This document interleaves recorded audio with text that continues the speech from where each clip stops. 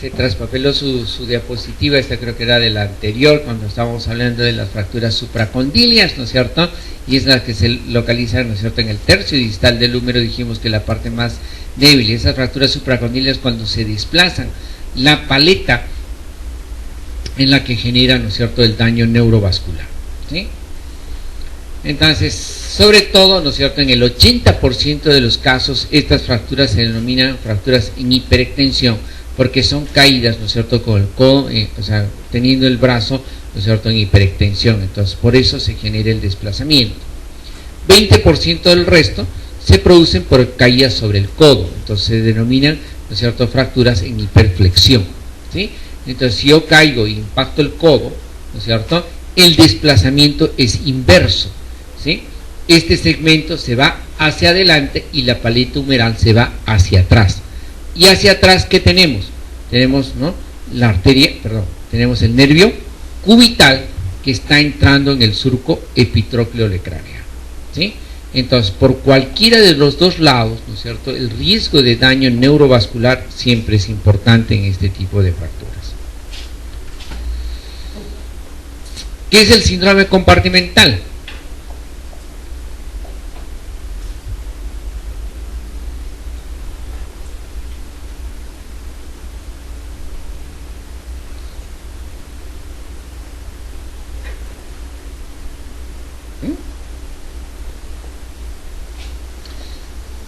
Es el aumento, ¿no es cierto?, inusitado de la presión dentro de un compartimento cerrado, ¿sí? Los grupos musculares están separados por fascias. Las fascias ya es un tejido inextensible. Si se produce un trauma, se genera una hemorragia. Esa hemorragia genera aumento de la presión en ese compartimento y me puede generar ya un síndrome compartimental. Pero también los aparatos externos de inmovilización pueden generar compartimentos cerrados y desarrollar síndromes compartimentales, ¿sí? Entonces, se estima que presiones por encima de 40 milímetros de mercurio, ¿no es cierto?, van a generar un síndrome compartimental. Pero nosotros no estamos con nuestro manómetro punzando, ¿no es cierto?, las extremidades para ver cuánto mide, ¿no es cierto? El diagnóstico del síndrome compartimental es clínico, ¿sí? Y dentro de la clínica, ¿no es cierto?, el signo cardinal es el dolor, ¿ok? ¿Cómo es el dolor en el síndrome compartimental? Es un dolor que se va incrementándose progresivamente, ¿no es cierto? Ese dolor que es increciendo, ¿no es cierto?, que cada vez se hace más intenso y que se presenta cuando movilizamos la musculatura comprometida, entonces nos hace sospechar en un síndrome compartimental, ¿sí? Luego, la tensión de la extremidad. Las extremidades se tornan, ¿no es cierto?, tensas, duras, ¿sí?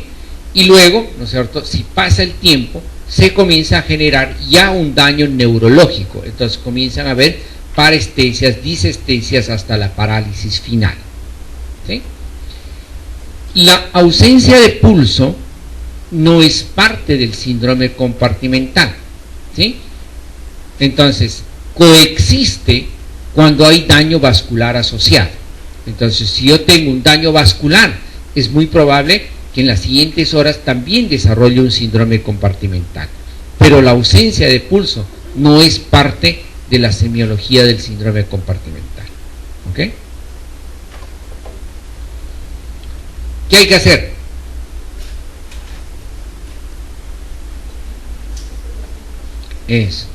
Primero hay que retirar todo método externo de inmovilización. Si con eso no mejora, entonces tenemos que hacer la fasciotomía, ¿sí? Y si no logramos hacer una fasciotomía a tiempo, ¿qué pasa? El músculo se muere, ¿sí? Se necrosa ese músculo. Y en las semanas siguientes es reemplazado por tejido fibroso, ¿cierto? Entonces vienen esas extremidades todas retráctiles, insensibles, ¿no es cierto?, como secuela del síndrome compartimental. Entonces, y la secuela del síndrome compartimental se denomina el síndrome de Bollmann, ¿ya? Entonces, el Bollmann, ¿no es cierto?, es la contractura isquémica, ¿no es cierto?, secuelar del síndrome compartimental.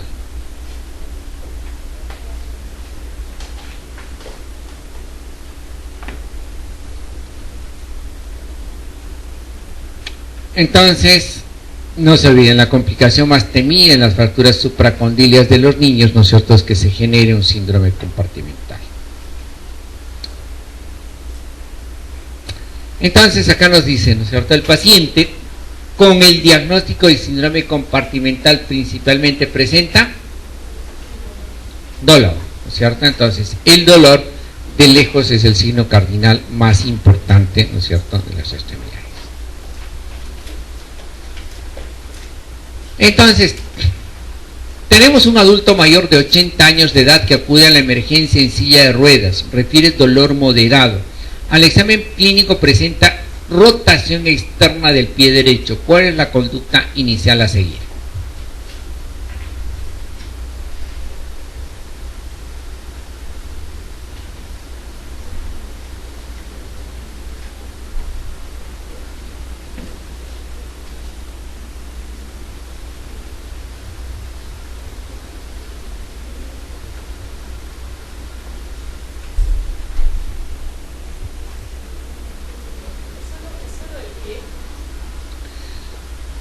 Si tú tienes un paciente de esa edad que viene con el pie en rotación externa, ¿en qué debes sospechar? Claro, pero si es todo, si solo el pie la parte más externa, o puede ser problema de cadera.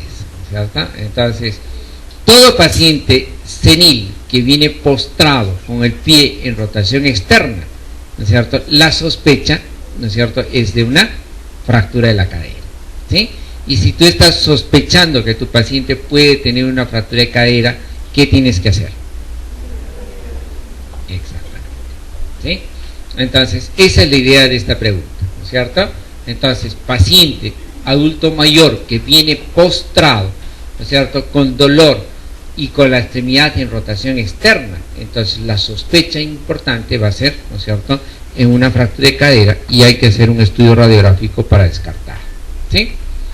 Entonces, las fracturas de la cadera, ¿no es cierto?, es patología del anciano. Son fracturas por osteoporosis, son fracturas patológicas, ¿sí? ¿Cuáles son las fracturas por osteoporosis?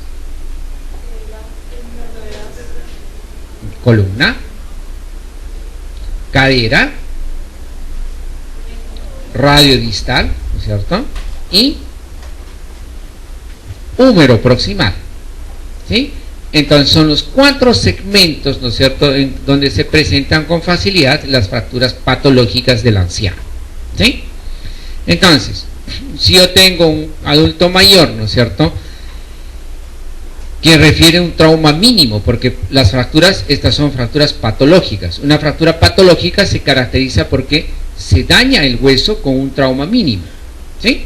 Entonces, es el ancianito, ¿no es cierto?, que hace un giro brusco y ya se fracturó la cadera, ¿sí? Entonces, un trauma mínimo y te lo traen postrado, ¿sí? Todo paciente que viene postrado con la pierna en rotación externa, ¿no es cierto?, y aducido, acortado, es, ¿no es cierto?, una fractura de la cadera. La cadera tiene 2 segmentos anatómicos, ¿sí? La cabeza del fémur se continúa con el cuello, ¿ok? Y de ahí viene el trocánter mayor y el trocánter menor, ¿sí? Entonces, de la zona acetabular viene la cápsula a insertarse en toda esta línea trocantérica. Entonces, si yo tengo fracturas en el cuello, esas fracturas van a estar dentro de la cápsula articular. Por lo tanto, se denominan fracturas intracapsulares, ¿ok? En cambio, si la fractura está en el área trocantérica, ¿no es cierto?, entonces a esas fracturas las vamos a denominar intertrocantéricas, pertrocantéricas, transtrocantéricas. Significa lo mismo, ¿sí?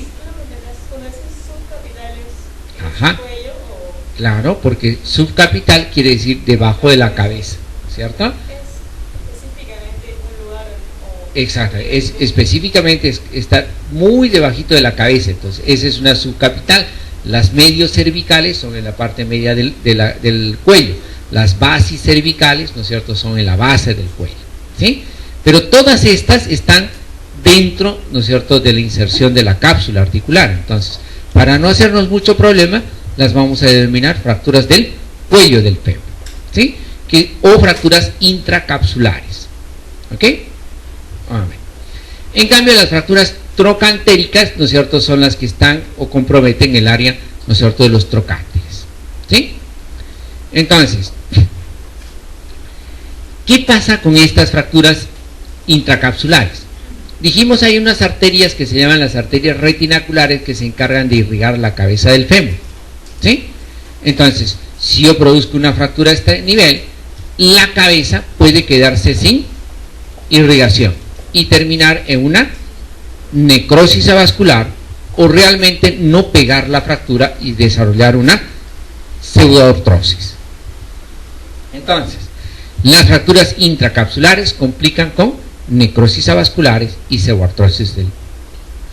En cambio, las fracturas trocantéricas, ¿no es cierto?, esa es una zona bien irrigada porque tiene toda la musculatura.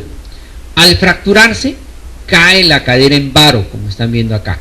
Entonces, lo que desarrollan es consolidaciones viciosas, ¿sí? Ahora, si yo tengo, ¿no es cierto?, un abuelito que viene por una fractura de la cadera, dijimos que viene postrado, con su pierna en rotación, ¿no es cierto?, quiere moverse y grita de dolor, ¿sí? Lo quieren sentar, mover, grita de dolor. ¿Qué hace? No se mueve. Y si no se mueve, con facilidad nos hace escaras, nos hace neumonías, nos hace tromboembolismo pulmonar y se muere, ¿sí? Por lo tanto, las fracturas de la cadera, salvo contraindicación absoluta, todas son de manejo quirúrgico, ¿ok? Entonces, si yo tengo un anciano que se fractura la cadera, ¿no es cierto?, tengo que ver si está en condiciones de ser operado, ¿ok? Bien, ¿hay diferencias clínicas entre las fracturas intracapsulares y las fracturas trocantéricas? Sí. Cuando se produce la fractura en el cuello, ¿cierto?, la rotación es discreta y el acortamiento es discreto, y generalmente viene con la extremidad en aducción. En cambio, cuando las fracturas es a nivel de la zona trocantérica, no hay que cosa retenga la posición de la cadera. Entonces, estos vienen en franca rotación externa, marcado acortamiento, y como rota tanto, simula una abducción de la cadera, ¿ya? Entonces, si me preguntan en el examen, ¿no es cierto?, un paciente de 80 años que cae y viene, ¿no es cierto?, con la extremidad parcialmente rotada, con poco acortamiento y aducida, ¿dónde es la fractura? En el cuello del fémur. En cambio, si me dice, está francamente rotada, está marcadamente acortada y en abducción, es una fractura trocantérica, ¿ok? ¿Sí? De igual modo, mi sospecha sigue siendo de una fractura, entonces tengo que hacerle un estudio radiológico, y si hay duda le voy a hacer una tomografía, porque a veces no se notan, a veces las fracturas vienen impactadas y a veces hay que, ¿no es cierto?, incluso hacer tomografías para diagnosticarlas, ¿sí? Pues bien, entonces tengo una fractura intracapsular, ¿sí? Salud. ¿Qué pasaba con las intracapsulares? ¿En qué complicaban? Necrosis avascular y pseudoartrosis. Entonces, si yo tengo una fractura del cuello desplazada, tengo mayor riesgo de que se necrose o no pegue. Entonces, no nos hacemos problemas, sacamos esa cabeza y le ponemos una prótesis. Entonces, las fracturas desplazadas del cuello van a la sustitución protésica, ¿sí? En cambio, si por ahí tengo una abuelita que hizo una fractura no desplazada del cuello, ¿qué hacemos? La fijamos, ¿sí?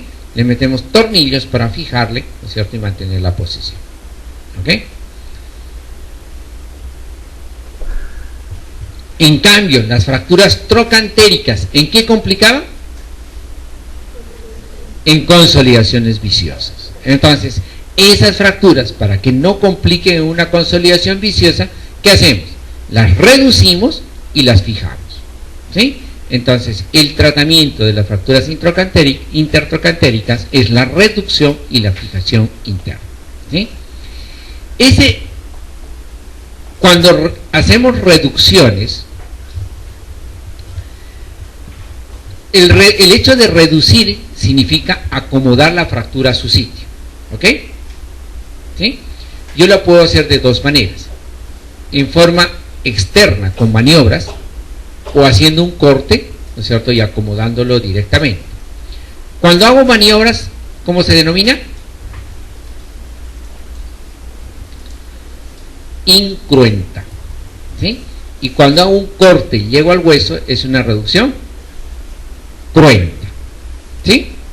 Bien, entonces las fracturas intertrocantéricas idealmente se reducen en forma incruenta, o sea, solamente jalamos y rotamos internamente, y muchas veces la fractura está en su sitio, ¿sí? Entonces, una vez reducida, le colocamos un implante interno, ¿sí? Entonces, si en la pregunta del examen me preguntan a mí, ¿no es cierto?, ¿cuál es el tratamiento ideal de las fracturas intertrocantéricas? Y me dice, prótesis, yeso pelvipedio, reducción cruentificación interna, reducción incruentificación interna. ¿Cuál es? Exactamente. Entonces, hacemos reducciones incruentas y fijaciones internas, ¿ok?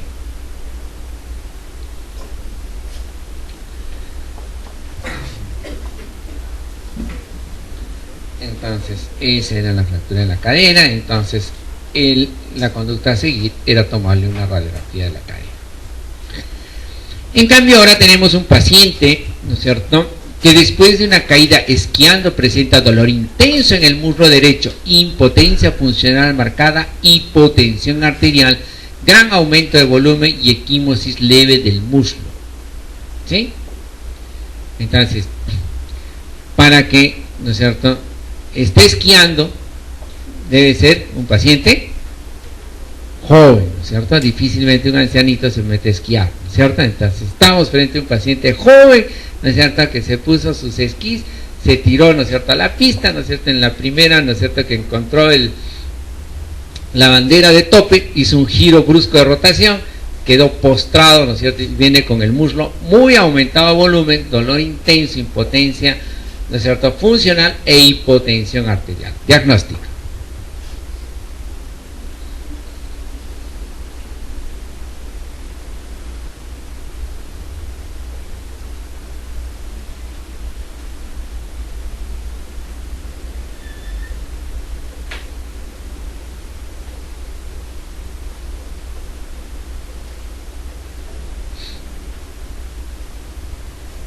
A ver, ¿será un hematoma del cuádriceps?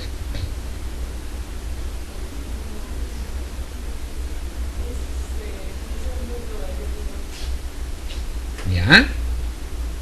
Entonces, ¿qué pasó con el muslo derecho? ¿No es cierto? Tiene dolor intenso en el muslo, ¿no es cierto? Impotencia funcional marcada, hipotensión, gran aumento de volumen, equimosis. ¿Qué ha pasado? Eso, ¿no es cierto? Entonces se ha generado un trauma rotatorio, ¿no es cierto? Entonces no se ha contraído violentamente el músculo para presentar, digamos, un desgarro y pensar en un hematoma del cuádriceps, ¿no es cierto? ¿Cierto? No hemos recibido un impacto directo en el muslo, sino ha sido un giro de rotación de la paleta, ¿no es cierto? Y el paciente queda postrado con el muslo aumentado volumen, ¿no es cierto? Entonces lo primero que debemos sospechar es que el paciente tenga una fractura del fémur. Hay dos fracturas que matan por descompensación hemodinámica, ¿sí? En primer lugar, las fracturas de la pelvis, y en segundo lugar, las fracturas del fémur, ¿sí? Una fractura de pelvis puede colisionar fácilmente 3 litros de sangrado en el retroperitoneo, ¿no es cierto? Y los pacientes se mueren, ¿no es cierto?, por shock hipovolémico, ¿sí? Una fractura femoral puede coleccionar hasta 2 litros de sangrado en un hematoma y condiciona hipotensión arterial, ¿no es cierto?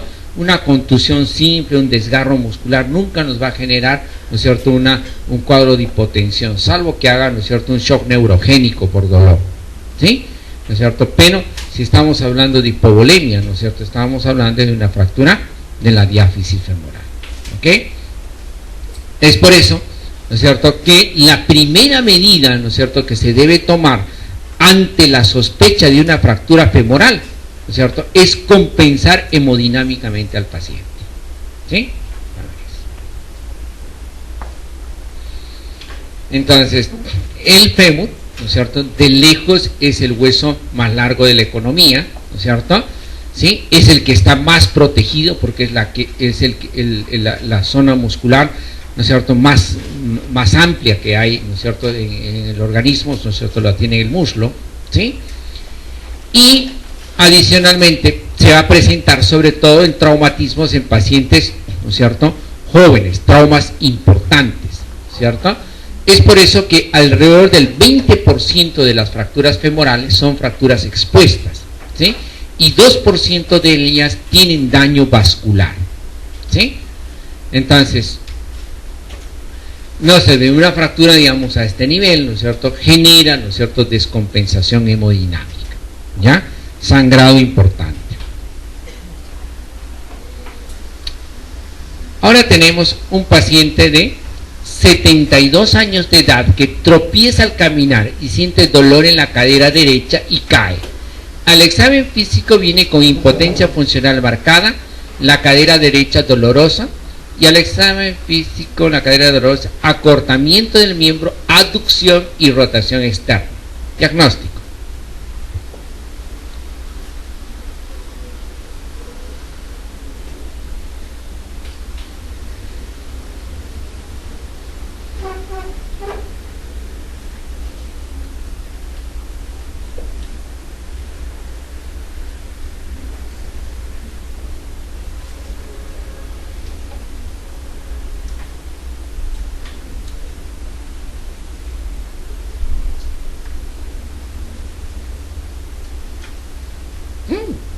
Vamos.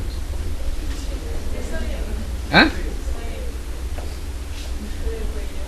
Ah, ya está ahí la respuesta. Bueno, entonces, claramente, ¿no es cierto?, aducción, rotación externa en un paciente de 72 años, la principal, ¿no es cierto?, el principal, digamos, sospecha diagnóstica, ¿no es cierto?, va a ser fractura del cuello del fémur. Por acá, ¿no es cierto?, si me pone, digamos, fractura intertrocantérica, ¿no es cierto?, sigue siendo, ¿no es cierto?, una fractura del cuello, porque dijimos las intertrocantéricas vienen marcadamente rotadas, acortadas, ¿no es cierto?, y abducidas, ¿no es cierto? Entonces, no se olviden que es patología del adulto mayor, son caídas simples, ¿no es cierto?, y ingresan, ¿no es cierto?, postrados, ¿no es cierto?, para sospechar en una fractura de la cadera, ¿sí?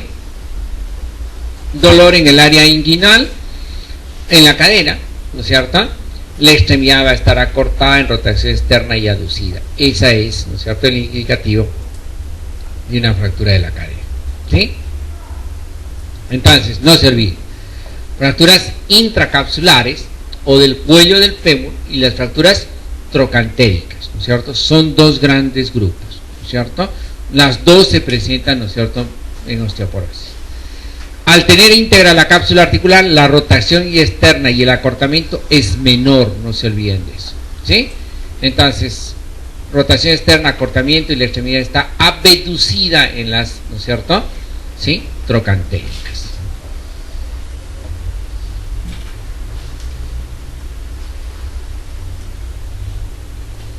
Ahora tenemos un paciente de 28 años de edad quien jugaba fútbol, cae en abducción forzada del miembro inferior derecho y acude por dolor en la cadera, limitación funcional y aparente acortamiento de dicha extremidad. ¿Cuál de las siguientes entidades es más probable? Entonces, todas nos dan como alternativa luxación, ¿sí?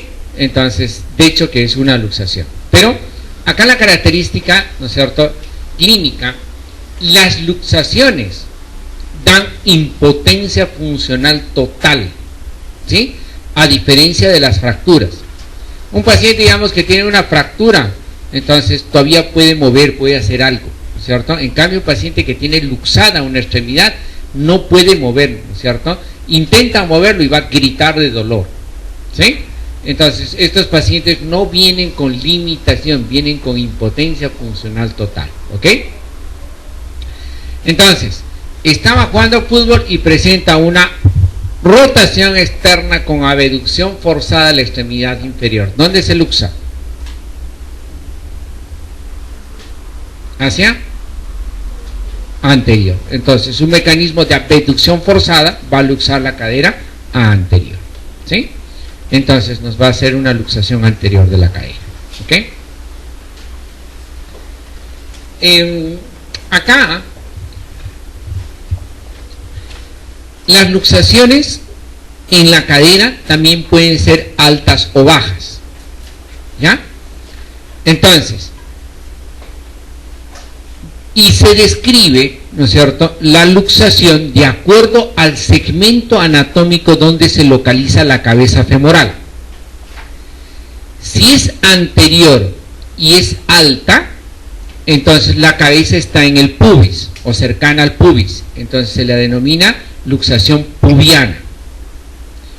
Si es anterior y baja, la cabeza femoral está en nivel del agujero obturatriz, por lo tanto se denomina luxación obturatriz.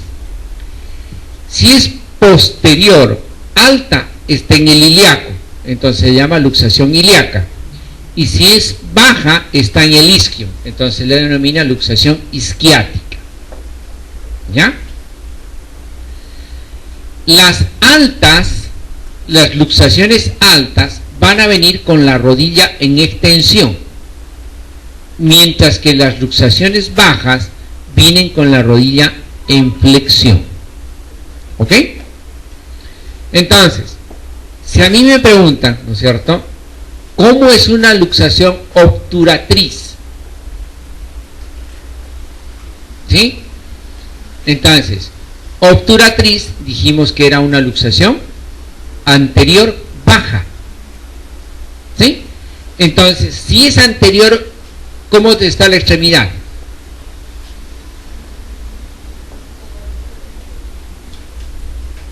Luxaciones anteriores, ¿cómo vienen?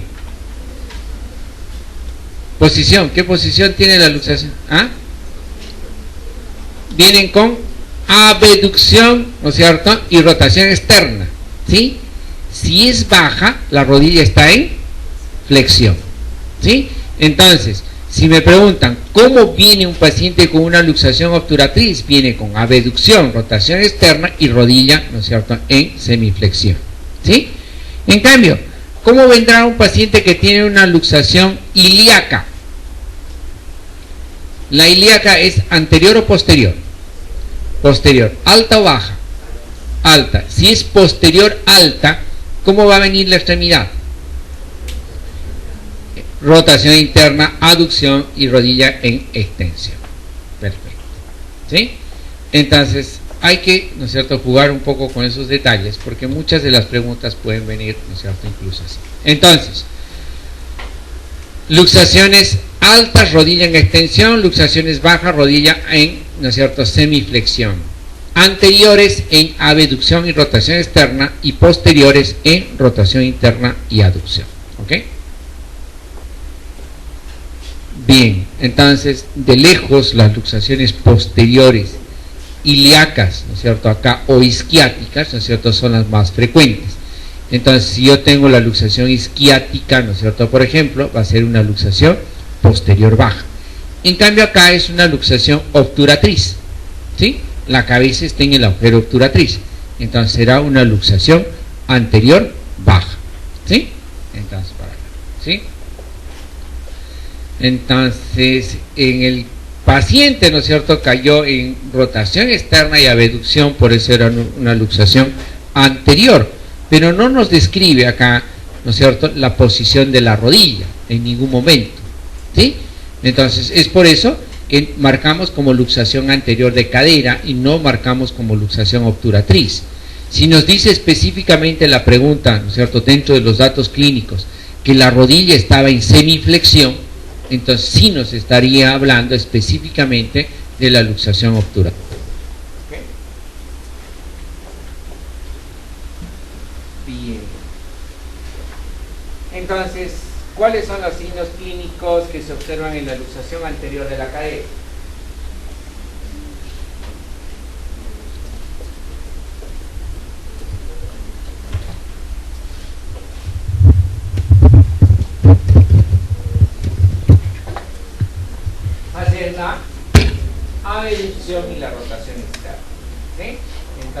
luxado anterior, posición impúdica, luxado posterior, la posición, ¿no es cierto?, púdica, ¿sí? Entonces siempre hay que jugar, ¿no es cierto? Finalmente, por ejemplo, no se acuerdan en el momento del examen, ¿no es cierto?, cómo era esa ensalada que me dijeron. Entonces, a ver, entonces pensemos, a ver, para que se salga la cadera hacia adelante, ¿cómo se podría salir? Entonces, en rotación externa, no hay forma. Para que se salga hacia atrás, rotación interna. Entonces juega un poco con su cadera y listo. Entonces ahí se orientan con facilidad, ¿sí? Entonces, bien. Entonces acá tenemos una señora que sufre una caída del miembro inferior, con el miembro inferior en flexión, abducción y rotación interna.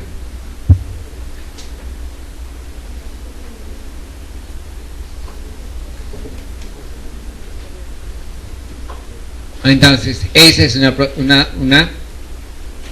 posterior, ¿no es cierto? Entonces, esa va a ser, ¿no es cierto?, una luxación posterior de la cadera. ¿Eh?